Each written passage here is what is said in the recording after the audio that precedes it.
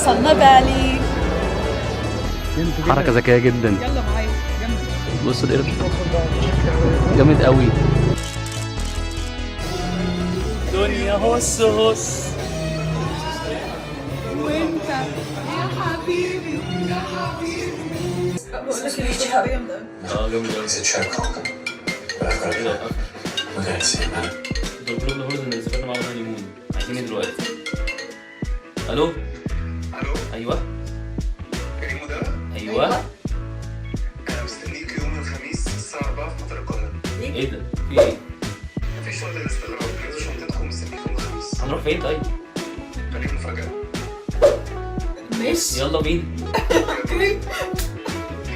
وصلنا المطار. وصلنا النهارده الخميس الساعه 4. وصلنا المطار وعرفنا احنا رايحين فين. عرفنا خلاص، وانتوا اكيد عرفتوا.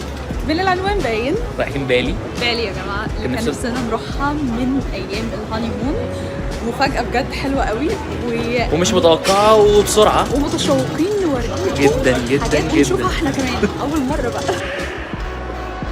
عدينا خلاص اخيرا. وصلنا دلوقتي الجيت وقاعدين مستنيين. قدامنا رحلة حلوة كده. أول رحلة تبقى لدبي ساعتين، وبعد كده عندنا رحلة 7 ساعات لحد بالي. عايزه اقول لكم كمان ان في فرق توقيت بين مصر وبالي 6 ساعات. بالظبط. يعني احنا لسه تقريبا هنوصل بكره. هنوصل في نفس الميعاد اللي اتحركنا منه من دبي. بالظبط. فاحنا أو لأ، احنا ممكن تكون متأخرة، مش متأكد الصراحة. طب ما تفتيش. طيب مش هفتي. أخيرا دلوقتي أول رحلة اللي هي من كايرو لدبي، وربنا يستر. فاينلي وي ميد ات. مدة ايه ده؟ هو دي الرحلة القصيرة دي ساعتين بس. يا دوب خلصنا فيلم يعني. طب ذمتك ما كانتش رحله متعبه؟ تعبة انت نايمة طول الرحلة. وده التعب الحقيقي. ايوه صح. احنا دلوقتي رايحين 9 ساعات، وطبعا هتنام هنا في الطياره كالعاده، ما اعرفش تعمل كده ازاي. بعد كده نوصل اول ما تيك اوف بعد كده. بالظبط زي ما انتم شايفين كده مسافه في الطياره.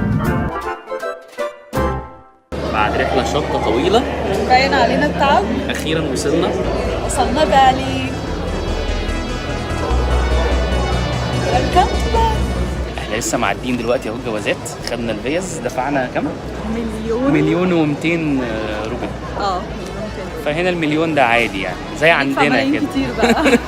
فاول حاجه الفيزا مليون. ده ايكوال 1000 جنيه مصري. لا هو المليون $70. لا ما احنا 35 كل واحد. هو يعني الفيزا لشخص $35 اون ارايفل. فاحنا دفعنا 70 كام دولار. مصري؟ لا مش هنشوف بقى ده قبل الفيديو ولا حسب الفيديو هينزل امتى، فالريت يختلف. تمام. طبعا انتوا عارفين لما بنسافر مده صغيره ما بنجيبش معانا شنط كتير خالص. هم بس دول يعني. طبعا دول بتوعي ودول بتوع دلال. صباح الخير صباح بتوقيت القمر. صباح بالي. القمر. نبدا افطارنا الساعه 6:30 الصبح. طبعا احنا روحنا امبارح نمنا على طول. نفطر بقى النهارده عشان نبتدي يوم، عندنا يوم طويل قوي. هلو ازيكم يا جماعه؟ عاملين ايه النهارده؟ احنا في بالي زو. هنوريكم النهارده بقى كل حاجه بالتفاصيل وكل الحيوانات وكل حاجه. اول اكتيفيتي عندنا في بالي، والصراحه متحمسين جدا جدا جدا نشوف الحاجات اللي بيتكلموا عنها هنا والتجربه الجديده المختلفه زي ما بيقولوا. تعالوا نشوف هي مختلفه ولا عاديه زي اي زو. وهنصحح لكم فكره برضو عندكم كلكم، بس مش هنحرقها دلوقتي. خليها للاخر.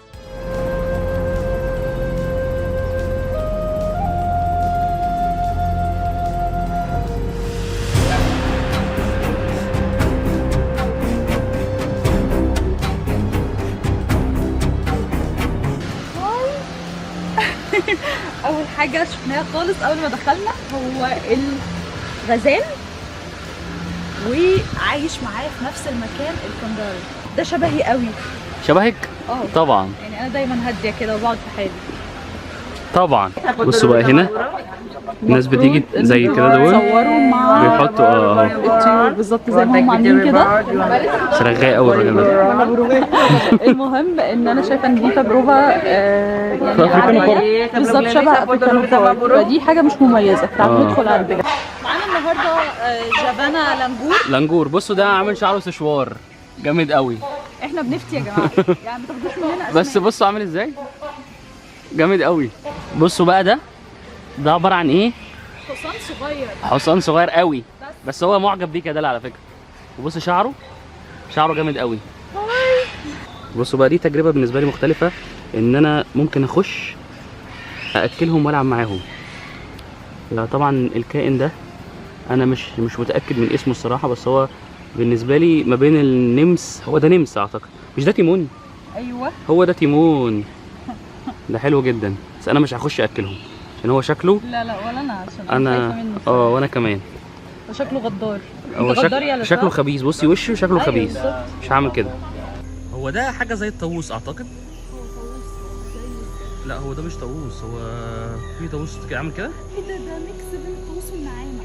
ده بين الطاووس والديك. لا والنعامه. هو في طاووس عنده عرف. طب ما ليه نفتي؟ ما تلاقيه مكتوب هنا، مكتوب ان هو اسمه حاجه انا مش عارفها يعني، بس هو فعلا ما بين فصيلتين. هو ده. وبصوا البيض بتاعه شبه المانجا. والله المعزه دي مخيفه جدا. بس بقى والله حرام عليك. والله عارفين فيلم ذا ويتش؟ شبهها وبتتحول لشيطان بالليل. طب على فكره في ايه؟ كل الناس معترض على كلامك. المعزه كلها وقار ومربيه دقنها. دقنها ايه؟ والله أيوة يا بنتي أيوة. يا حبيبتي، دي بصي دي كده عامله فيها طيبه، لكن دي بتتحول شيطان بالليل. والله طيب. هبقى افرجك على الفيلم عشان بعد كده مش هتشوفي المعزه دي تاني، مش هتحبيها. ازاي منك ومش ما ده هيتحول، راح يتحول. في ايه مالهم؟ طب والله احنا ماشيين في امان الله كده في الطريق، وانا اقسم بالله اتخضيت، افتكرته بجد حقيقي. طلع ان هو حاطينه خدعه. هل ينفع الخضه دي؟ ده لا جريت اصلا. ايه الاخبار؟ مش قادره. احنا كل ده لسه في زون واحده. عايز اقول لكم ان من كتر ما الزو كبيره، اللاين ده كله واقف مستني الباص بيجي هنا. احنا بنتحرك من زون لزون عن طريق الباص. لسه الباص اللي جاي اهو، فاحنا دلوقتي هنركب الباص ده عشان نروح زون 2. كل ده كانت زون واحده بس. يلا بينا عشان الجو حر جدا واحنا مش قادرين.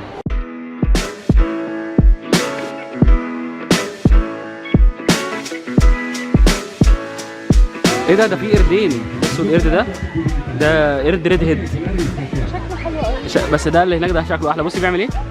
الله الله بيتمطع. ايه ده؟ شفت عمل لك ازاي؟ بيعمل لك كده. هم اللي هناك دول عارفين اسمه ولا ايه؟ شكلهم عارفين اسمه كده. ايه ده؟ انا خايف، ده جاي بجد. الله الله الله. ده بيشتمكوا، يعمل لكم تحيه ايه؟ استكمالا لرحلتنا في بالي زو، هنا دلوقتي مونكي فورست عشان نعرف شويه عن الهدوء. طبعا واخدين بالكم من التيشيرتس الجديده. احنا غيرنا التيشيرتس والمستباتشنج. عجبتني قوي جدا. فلازم تعملوا حسابكم في بالي ان انتوا تنزلوا معاكم مثلا عن اقل 3 تيشيرتات شويه صغيره، بس ده احنا لسه شاريين. ماتشنج بقى وكده انتوا عارفين. دلوقتي احنا رايحين المونكي فورست. بس انا عايزه اعرفكم على حاجه، بس شايفين التماثيل اللي بره دي؟ التماثيل دي دليل على ان الانسان اصلا ايه؟ استنوا بس نقرب شويه، تعالوا نروح. الراجل ده مرعب اصلا. على شكل انسان، القرد على شكل انسان، هم محترفين. تعالوا ندخل بقى نعرف شويه عن اصل القرد. وعايزين نقول لهم هنعمل ايه؟ لا شوفوا انتوا هنعمل ايه. واستنونا في مفاجاه. كان حلو قوي. عاجبني صوت الميه والهدوء يعني. اصلا بصوا اللي عايشه هنا. يعني في الحاله دي نفسي ابقى قرد. بصي الجيت عامله ازاي؟ بصوا الخضار اللي هنا، بس الحاجات دي مش قرود. لا دي جواميس يعني مش باينه في الفيديو قوي. لا جاموسه، دي جاموسه اهي. اهو جاموسه. تعالى شوف الجيت. دي بقى شكل المبنى اصلا. بجد انا بحب الحاجات دي قوي. انا مش عارف ليه عاملين كل ده عشان يعيشوا القرود. يعني انا هم القرود عايشين في الجبل وخلاص. ما ده معلم سياحي من اكتر المعالم السياحيه في بالي، والناس بتبقى بجد جايه عايزه تشوفه وعايزه تعرف. يعني في صوره مميزه قوي كده جوه، هنشوفها دلوقتي واحنا هنكشف السر. اهو احنا وصلنا خلاص المونكي فورست. ده الانترنس. بصوا التماثيل اللي بره هنا. بصوا ده رياضيه جدا وسبقتني.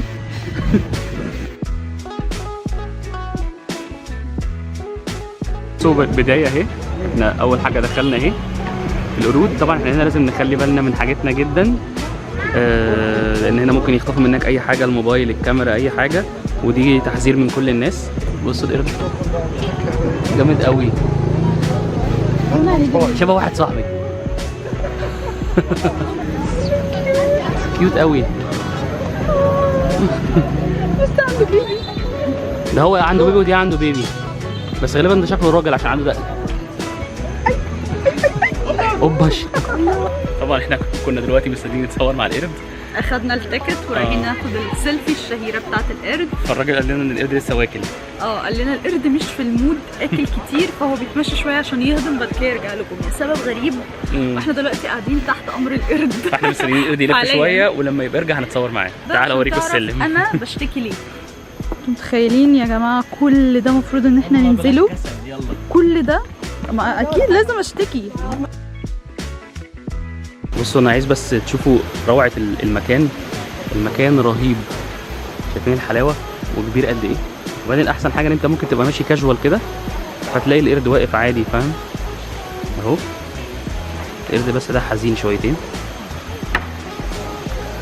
الراجل بيخوفهم يلعب معاهم. شايفين القرد ده عادي. الله الله الله، في بقى لعبه بيحصل جامد. الله الله الله، بصوا بصوا القرد اهو بعيد عني، بس اهم حاجه بعيد عني.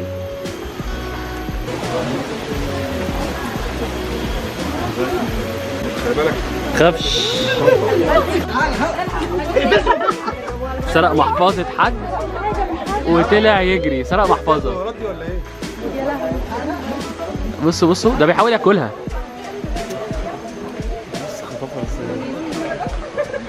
كل واحد بقى يحافظ على حاجته عشان مش هينفع كده، مستحيل تجيبوه خلاص.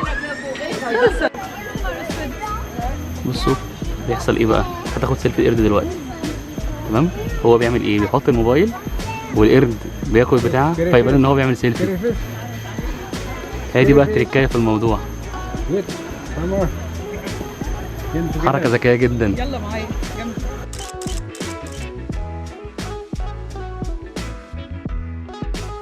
زي ما شفتوا كده هي دي التركايه. يعني انا هشرح لكم بسرعه بس اللي بيحصل. هو في الاخر بيجيب لك القرد على رجلك وبيجي يمسك الموبايل ويديله الاكل، فالقرد بيمد ايده على الموبايل فيبان ان هو سيلفي. بيمد ايده ياخد الاكل فتبان كانك بتصور، يعني كاني انا ماسك كده فانا كده بصور سيلفي. بس هي دي التركايه اللي بيعملوها. طبعا القرد لو مسك موبايل ولا حاجه، ولا القرد خد الموبايل هيطلع يجري في الغابه زي ما وريتكم. سرق كده محفظه وجري بيها. المهم الصوره دي بفلوس هنا في مونكي فورست بحوالي 50,000 بالعمله بتاعتهم.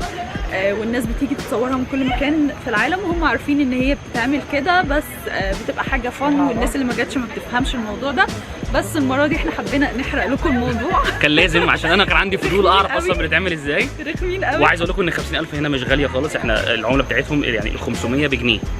فال 50,000 مش رقم، فحوالي 50 جنيه او حاجه كده. فعجبتني قوي التور النهارده، وعجبتني حوار الزو والقرود. وده اللي كان في قرد هيعضها عشان هي لعبت معاه، بس للاسف ما جاش. للاسف ما عضكيش؟ لا للاسف للاسف الفيديو ما جاش، ما كناش بنصور. بس الحمد لله. بس هنا رولز يا جماعه ان انتوا ما ينفعش تلمسوا القرد. احنا ما كناش نعرف. عارفه الموضوع ده، فبلعب مع القرد عادي لقيته هجم عليا والقرد كان هياخد شنطه حد معانا، وانا صورتها برضو اللقطه دي. فخلي بالكم لما تيجوا هنا حافظوا على حاجات كويس قوي. بس هي فعلا مكان يعني انا مش عارفه ازاي سبت النضاره دي، بس هي كان ممكن تتنفش عادي. وبكده نكون خلصنا جولتنا النهارده في مونكي فورست وكمان في بالي زو. وعايزه اقول لكم ان مونكي فورست عجبتنا وكانت تجربه مميزه اكتر من الزو. يعني نريكومند ان انتوا تيجوا. لا بس حوار الفيل كمان حلو في البالي زو.